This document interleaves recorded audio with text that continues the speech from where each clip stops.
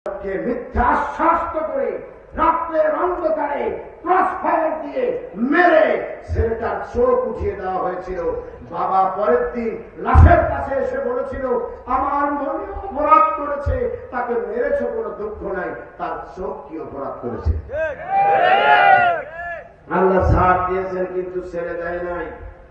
ওর তো শুধু চোখ উঠানো হয়েছিল, এর আবার গোস্ত নাকি কলকাতায় কাবাবে পরিণত হয়েছে। চিল্লা বলেন ঠিক কিনা? সুতরাং মানুষকে জ্বালানো ভালো কাজ নয়, মানুষকে নির্যাতন করা ভালো কাজ নয়।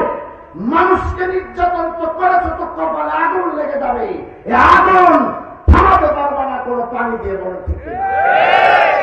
তুমি যখন একজনের সন্তানকে খুন করেছ, ওই বাড়ির কাছে গিয়ে কান লাগিয়ে শোনো, মা হাত তুলে আল্লাহকে বলতেছে, আল্লাহ আমার বুক যারা খালি করেছে তাদের বুক তুমি খালি না করা পর্যন্ত তুমি দুনিয়া শেষ করো না। বলেন ঠিক কিনা? মায়ের দোয়া মঞ্জুর হয়ে যায় আল্লাহর দরবারে, এই দোয়ার থেকে কেউ বাঁচতে পারবে না। আমার বন্ধুগণ, নবীজি আমার সাধারণ ক্ষমা ঘোষণা করলেন। আপনাদেরকে অনুরোধ করবো, আপনারাও একে অন্যকে ক্ষমার দৃষ্টান্ত স্থাপন করবেন, একজন আর একজনকে ক্ষমা করে দিবেন। ইনশাআল্লাহ করবেন? হ্যাঁ, ভালো করে বলেন ইনশাআল্লাহ। ক্ষমা করবেন তো ইনশাআল্লাহ? যে কথাটা বলার পিছনে কারণটা হলো, কোন ব্যক্তি ক্ষমতা পাওয়ার পরে যদি কাউকে ক্ষমা করে দেয়, তাহলে এর চেয়ে বড় মহৎ পরিচয় আর কিছুই হতে পারে না। বিশ্বনবী মসজিদে নববীতে বসে আছেন, আবু বকর হযরত ওমরও আছেন।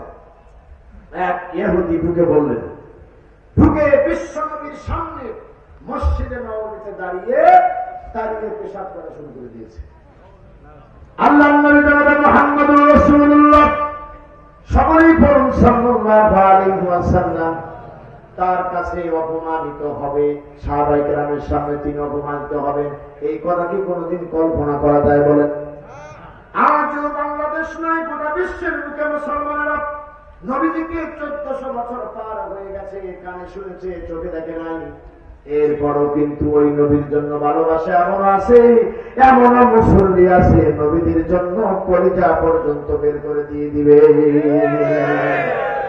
মন যদি দিতে হয় নবীকে দিও, ঠিক না? তোমার কষ্ট যাত না যিনি সইতে পারে না, ওই নবীজির মহাপথে দরুদ পড়িও। মন যদি দিতে হয় নবীকে দিও। তাকে দাও। পৃথিবীর কোন নেতার চরিত্র দিয়ে তোমার সফলতা আসবে না। বলেন ঠিক কিনা? পৃথিবীর কোন নেত্রীকে অনুসরণ করে কোনদিনে হোক আর পরকালের সফলতা অর্জন করা যাবে না। সুতরাং তাকে অনুসরণ করো, যিনি সাইয়্যিদুল মুরসালিন রাহমাতুল লিল আলামিন। বলো আল্লাহু আকবার। আমার বন্ধুগণ, বিশ্বনবীজি বিশদ দেখি হযরত ওমর তেরে গেলেন, দৌড়বেন। বিশ্বনবীজি ডেকে বললেন, ওমর রে, তারে পেশাব করতে দাও, মাঝখানে বন্ধ করো না। মাঝখানে যদি বন্ধ হয়ে যায় কিডনিতে পেশাব করতে পারে, সুতরাং এভাবে তাকে বন্ধ করে দিও না। পেশাব যখন শেষ হয়ে গেল, সাহাবায়ে কেরামকে নির্দেশ দিলেন, বালতি করে পানি নিয়ে এসো, আর এই জায়গায় ঢেলে দাও, ধুয়ে দাও। এই দৃশ্য দেখে ইহুদি ডেকে বলল, নবীজি, এই আদর্শের কাছে আমি হার মেনে গেলাম, আদর্শের কাছে হার মেনে গেলাম, আমার ভুল হয়েছে, আমাকে ক্ষমা করে দেন। আর এই মুহূর্তে পড়ায় দেন লা ইলাহা ইল্লাল্লাহ মুহাম্মাদুর রাসূলুল্লাহ সাল্লাল্লাহু আলাইহি ওয়াসাল্লাম। আপনার জীবনকে ঠিক এভাবেই পরিচালিত করার সিদ্ধান্ত নিতে হবে। আপনি আপনার পরিবার পরিজনকে ডাকেন, তাদেরকে ক্ষমার জন্য আপনি আহ্বান দেন।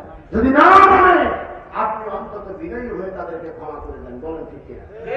আপনার প্রতিবেশীকে ডাকেন, কোন সেই প্রতিবেশী যা আপনার বিরুদ্ধে কিয়ামতের দিন মামলা দিবে, আপনি তার কাছে ছুটে যান, ক্ষমা চান, হাত ধরে বিনয়ী হয়ে যান।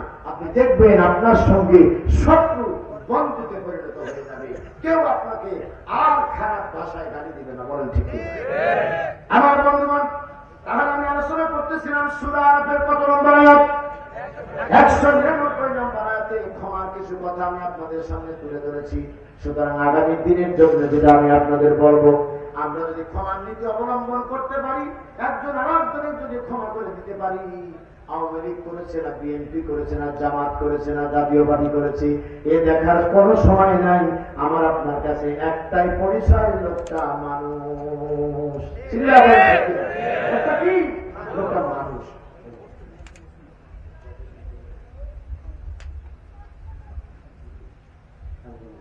আলহামদুলিল্লাহ। আপনার কি কষ্ট পাইছেন? আমি আর 15 মিনিট কথা বলবো আপনাদের সামনে ইনশাআল্লাহ। ইনশাআল্লাহ বলেন। এরপর আপনাদের বর্ণিত বক্তা ডক্টর আবুল কালাম আজাদ হাফিজাহুল্লাহ তিনি চলে আসবেন। আলহামদুলিল্লাহ। এরপর আমাদের শিল্পী মশিউর রহমান ভাই তিনি আবার তার সুরলিত কণ্ঠে সুর সম্রাটের ভূমিকা পালন করবেন। আলহামদুলিল্লাহ। এই সেই ভাই আমার আবুল কালাম আজাদ ভাই কুমিল্লা চলে গেলেন, আমাকে বললেন তুমি শেষে ওয়াজ করো। আমি শেষে বক্তব্য দিলাম, আমি ভাইকে বললাম আপনারও যাওয়া যাবে না, আপনি গান গেয়ে আমার কাছে বসে থাকেন। সুবহানাল্লাহ। দুই ভাই মাহফিল শেষ করে আসরের সময় রওনা দিলাম। যাওয়ার সময় শুধু এতটুকু কথা আমার প্রিয় ভাই বলছিল, আমার চিরজীবন মনে থাকবে। বলছিল, মাশাআল্লাহ তুমি যা বলো একটু সতর্ক হয়ে বলো, তোমার কথায় কিন্তু বাতিলদের একটু ভিতরে বেশি রাখতে পারে। আমার সেই ভাই আল্লাহ পাক ভাইয়ের ইজ্জত সম্মান আরো বাড়ায় দান করেন। আরো চিল্লায় বলেন আমিন। আমার ভাইরা তিনটি বিষয়ে কথা বলতে গিয়ে শুধু ক্ষমান্বিত অবলম্বন করুন কথা বলতেছিলাম। ওয়া'মুর বিল উরফি। 2 নম্বর হলো আপনি মানুষকে সৎ কাজের আদেশ দিন। ধরে বলেন কি কাজের আদেশ দিন? সবাইকে বলতে হবে কি কাজের আদেশ দিন? সৎ কাজের আদেশ কি বাংলাদেশে আমরা ঠিক মতো দিতে পেরেছি? এই যে দেখছেন থামিয়ে গেছেন, পাগল খাবেন না। এই জন্য আমি আপনাকে বলছি একটু ভালো করে উত্তর দেন। সৎ কাজের দাওয়াত কি ঠিক মতো দিতে পেরেছি? আমার জানা মতে এখানে মদ পান করতেছে, মদ পান করো না তোমরা, এই কথাটুকু হলো সৎ কাজের আদেশ। যেহেতু আল্লাহ পাক নিষেধ করেছেন পান করতে, ওটাকে ভেঙে গুড়িয়ে দেওয়ার নাম হলো অসৎ কাজের বাধা প্রদান করা। চিল্লাবেন ঠিক না? আমার বন্ধুগণ, সুদ খাওয়া যাবে না, এ কথা বলা হলো সৎ কাজের আদেশ। আর সুদের রাস্তা বন্ধ করে দিয়ে সুদ ভিত্তিক সমাজ ব্যবস্থা নয়, জাকাত ভিত্তিক অর্থনৈতিক ব্যবস্থা চালু করার নাম হলো অসৎ কাজের বাধা প্রদান করে ন্যায় প্রতিষ্ঠা করা। বলে ঠিক কিনা? আপনারা কি আমার কথা বিরক্ত হচ্ছেন? তাহলে এইবার কিন্তু আরো কড়া কথা আসবে, মেহরবানি করে খেয়াল করেন।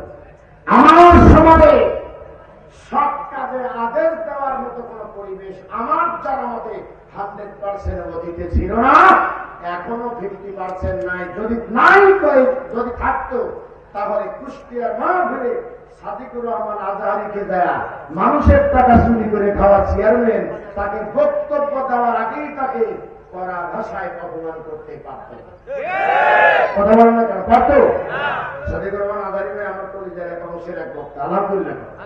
আমি অনেক ভালোবাসি তাকে, কেন আমাকে সে অনেক ভালোবাসে। কার জন্য? আল্লাহ।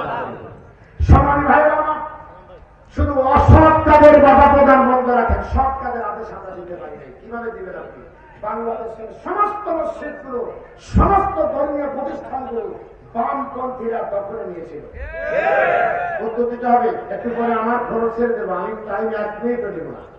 আমার বন্ধুগণ, সৎ কাজের আদেশ গোটা মসজিদগুলো থেকে তুলে দেওয়া হয়েছিল।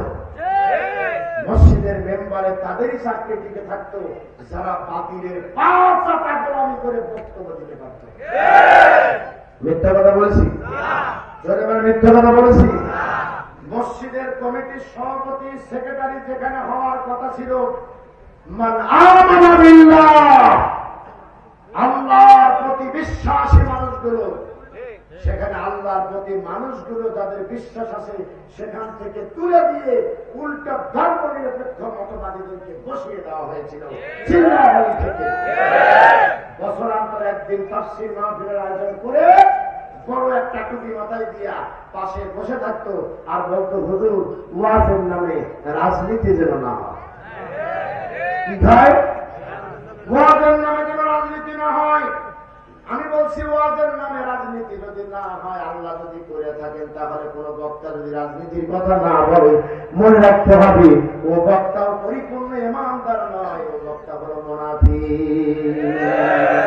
ফামান লাম ইয়াহকুম বিমা আনজালাল্লাহু ফাউলাইকা কাফিরুন। এই কাপাসিয়ার মুসলমান বাঙালি, এবার ভালো করে শোনো।